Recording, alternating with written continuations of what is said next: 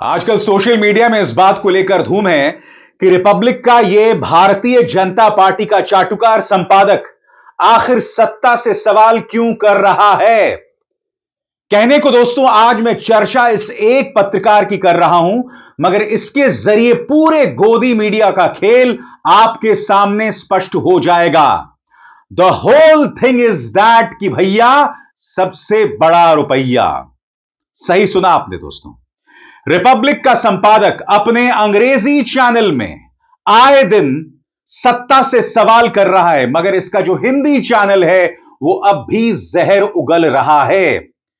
आज बाकायदा आंकड़ों के जरिए मैं आपको बतलाने वाला हूं कि किस तरह से इसका जो प्रॉफिट है वो खत्म होता जा रहा है। यानी जितना पैसा वो अपने चैनल में डाल रहा है उतना पैसा नहीं मिल रहा है। लिहाजा इसको लग रहा है कि सिर्फ बीजेपी की चाटुकारिता करके मेरा धंधा नहीं चलने वाला है। लिहाजा मैं उन लोगों का दिल भी जीतूं जो सत्ता से सवाल करते हैं, उस वर्ग ऑडियंस के उस वर्ग को भी अपनी तरफ खींचूं जो इस तरह की पत्रकारिता, जहरीली पत्रकारिता में विश्वास नहीं करती। और यही वजह है कि यह व्यक्ति जो है आए दिन सत्ता से सवाल कर रहा है। किस तरह से, कुछ देर बाद। मगर उससे पहले दोस्तों मैं आपको बतलाना चाहता हूं कि पूरा खेल दरअसल है क्या। आपके सामने आयुष तिवारी की यह रिपोर्ट, और आयुष तिवारी ने बाकायदा 3 ग्राफिक्स के जरिए इस खेल को समझा दिया है। पहला ग्राफिक देखिए दोस्तों, जो बतला रहा है ऑपरेटिंग रेवेन्यू जो कि लाल लाइन में है, और दूसरा प्रॉफिट यानी कितना लाभ हुआ। जैसे कि आप देख सकते हैं दोस्तों, अगर हम रिपब्लिक चैनल की बात करें, ऑपरेटिंग रेवेन्यू यानी जितना पैसा डाला जा रहा है, जितना राजस्व डाला जा रहा है, वो छू रहा है आसमान। और नीचे देखिए प्रॉफिट यानी जितना लाभ वो जमींदोज हो रहा है, सीधे जमीन के नीचे जा रहा है। यह सारा खेल है रिपब्लिक न्यूज चैनल का। आयुष सिंह पत्रकार हैं, बधाई उनको इस शानदार रिपोर्ट के लिए। इसके अलावा वो ये बता रहे हैं कि चैनल के लॉन्ग टर्म और शॉर्ट टर्म बोरोइंग्स यानी वो कितना पैसा बाजार से लेते हैं, वो आंकड़ा लगातार आसमान छू रहा है।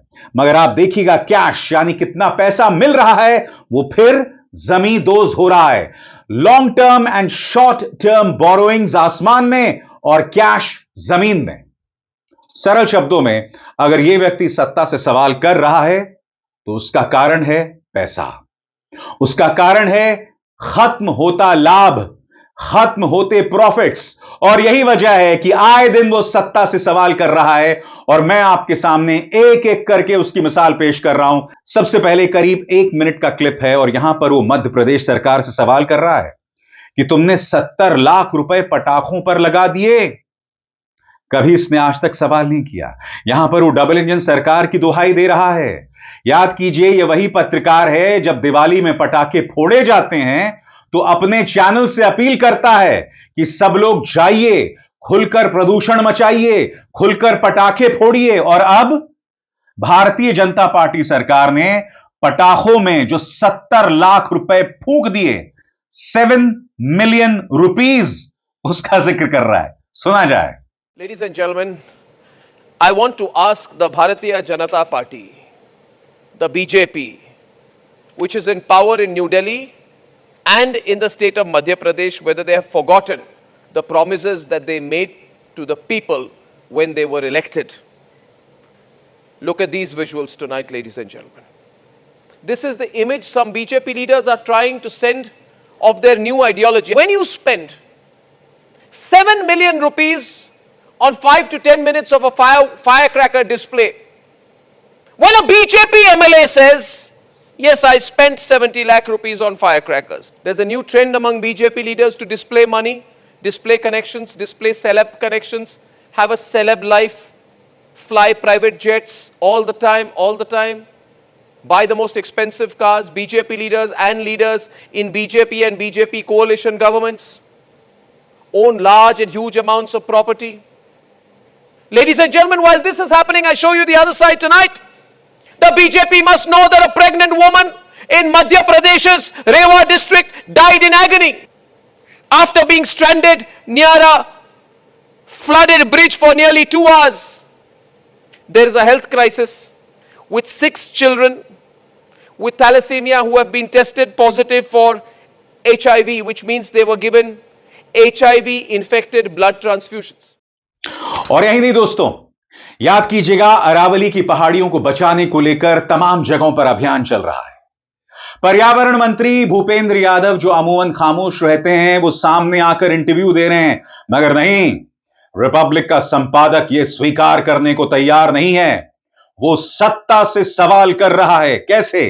गौर फरमाएं। वो कहता है, केंद्रीय मंत्री भूपेंद्र यादव भले ही कह रहे हो कि अरावली पहाड़ियां अब भी सुरक्षित हैं और वहां ज्यादातर खनन पर रोक है, लेकिन रिपब्लिक टीवी के हाथ लगे एक हलफनामे से कुछ और ही तस्वीर सामने आती है। इस हलफनामे में सरकार ने सुप्रीम कोर्ट के सामने अरावली क्षेत्र में अहम खनिजों की खुदाई का बचाव किया है।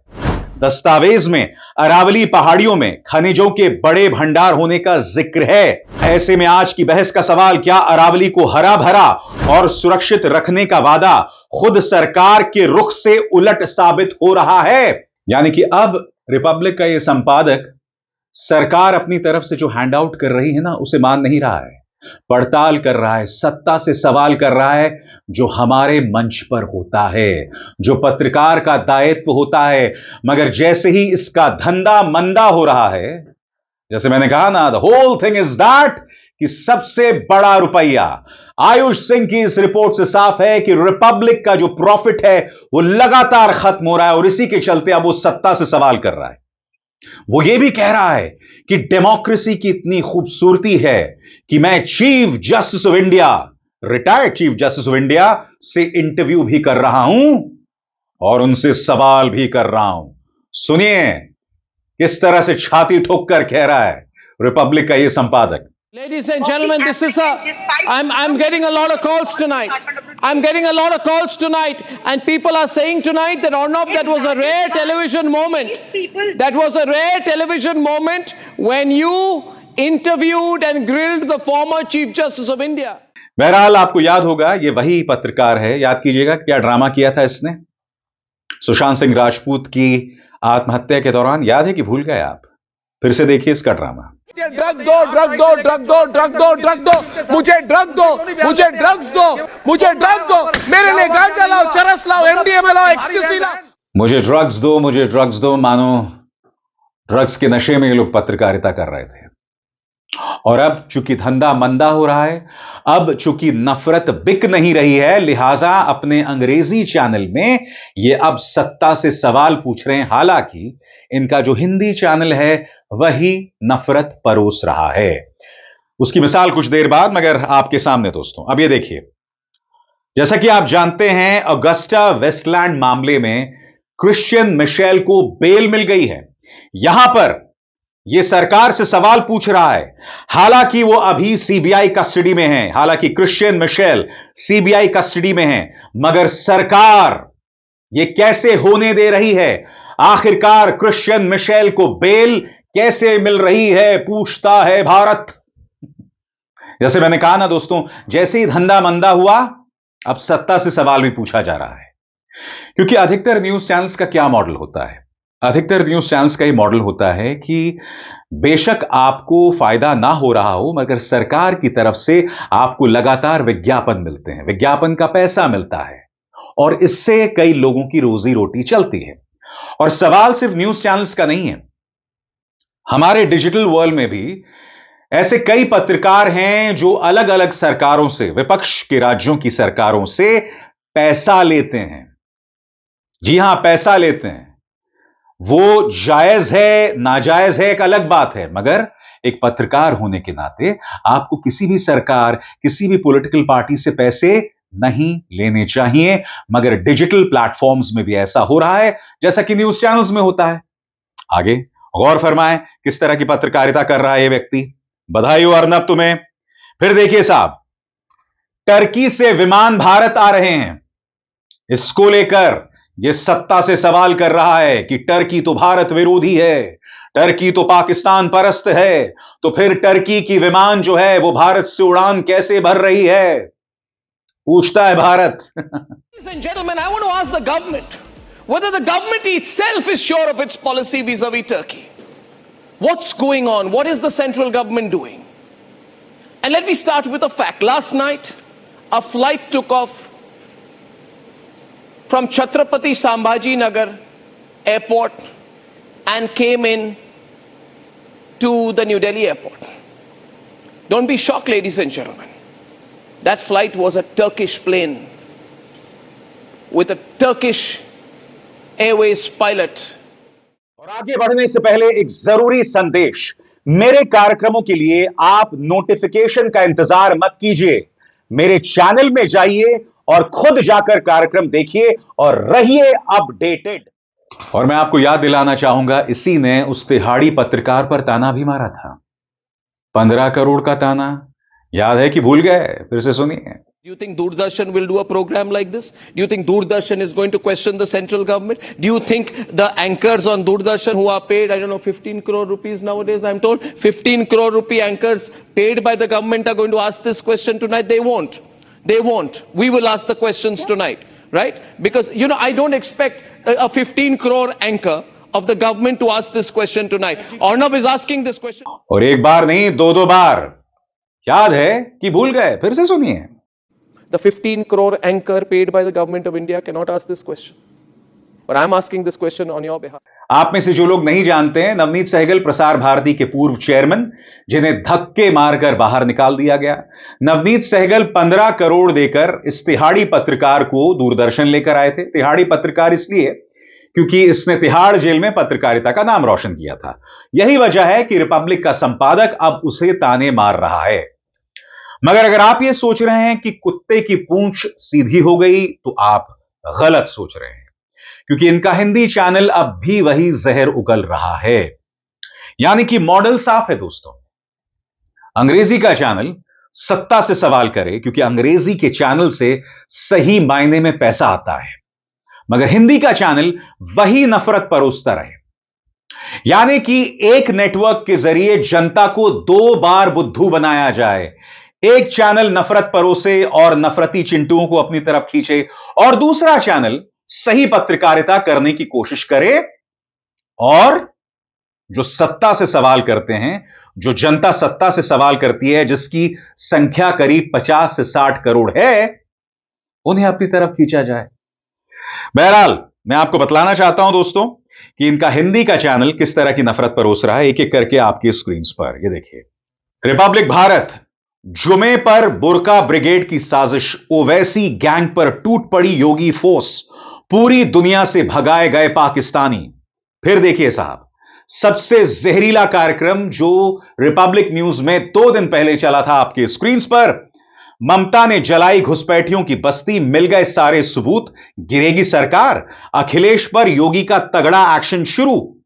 आगे देखें, संसद में प्रभुराम पर घमासान, 4 करोड़ वोटर ने खोली सारी पोल, फंसे अखिलेश, एक्शन शुरू। हिंदू सुनते ही जिंदा जलाया, भड़के मोदी, कर दिया ऐलान, यूनुस मुनीर की कब्र तैयार। अब मोदी ने क्या ऐलान किया, कहां कब्र तैयार हुई है, कुछ भी बोलना।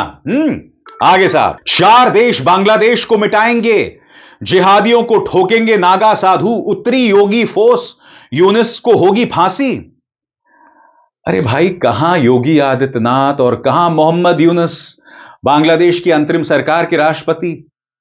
योगी आदित्यनाथ उत्तर प्रदेश से बाहर ही बड़ी मुश्किल से निकलते हैं, विदेश जाने का तो कोई सवाल ही नहीं पैदा होता। तो यह कौन सी योगी टास्क फोर्स है जो बांग्लादेश पहुंच गई? और अभी कुछ ही देर पहले मैंने जिक्र किया था जहरीले कार्यक्रम जो इनका हिंदी चैनल चलाता है। यह देखिए, जहर की तमाम हदों को पार कर दिया है। देखा जाए, बचकर रहना हिंदुओं, जलाएंगे देश, विपक्ष ने बना लिया सबसे खतरनाक प्लान, मोदी ने संभाला मोर्चा, एक भी नहीं बचेगा। यानी विपक्ष को खलनायक के तौर पर पेश करना, विपक्ष को देशद्रोही बताना, धर्म विरोधी बताना, इस तरह के कार्यक्रम चल रहे हैं। एक और नमूना इनके हिंदी चैनल का, यह देखिए, पूरा बांग्लादेश तबाह, सड़कों पर संत, पाकिस्तान तक भूचाल, हमले शुरू, हिंदुओं का बदला लेगा भारत। कैसे लेगा भारत, यह भी बता दो। कैसे लेगा भारत? सिवाय जहर उगलने के कोई तुम्हारे पास तरीका है? और जैसे मैंने कहा, बिजनेस मॉडल साफ है, हिंदी का चैनल जहर उगलेगा, अंग्रेजी का चैनल सत्ता से सवाल करेगा। पैसे इधर से भी लो, पैसे उधर से भी लो। और क्यों? क्योंकि धंधा मंदा हो रहा है। देखिए साहब, बोरोइंग्स यानी मार्केट से कितना पैसा उठाया जा रहा है। Long term borrowings, short term borrowings आसमान छू रहे हैं और कैश कितना मिल रहा है। इसके अलावा राजस्व ऊपर जा रहा है, खर्चा ऊपर जा रहा है, प्रॉफिट जमीन में जा रहा है। यही खेल है सारा दोस्तों। इन लोगों के बहकावे में मत आइए। ये लोग कोई पत्रकारिता नहीं कर रहे हैं, ये लोग धंधा कर रहे हैं। और ये सबक है हम सब के लिए। जिस दिन हम सब ने गोदी मीडिया देखना बंद कर दिया, ये लोग लाइन पर आ जाएंगे। ये लोग सत्ता से सवाल पूछना शुरू कर देंगे। यही वजह है कि आए दिन ये लोग जहर उगलते हैं। क्यों? क्योंकि आप जैसे दर्शक इस जहर को देखते हैं और अपनी पीढ़ियों को बर्बाद करते हैं। आप लोग इनकी जेबें भर रहे हो, आप लोग इस जहर को अपने नसों में डाल रहे हो, अपने आप को बर्बाद कर रहे हो, अपने बच्चों को बर्बाद कर रहे हो और आने वाली पीढ़ियों को बर्बाद कर रहे हो। मगर इस मंच पर साहब सत्ता से सवाल होता है और उससे हम पीछे नहीं हटने वाले हैं। अभिसार शर्मा को दीजिए इजाजत। नमस्कार।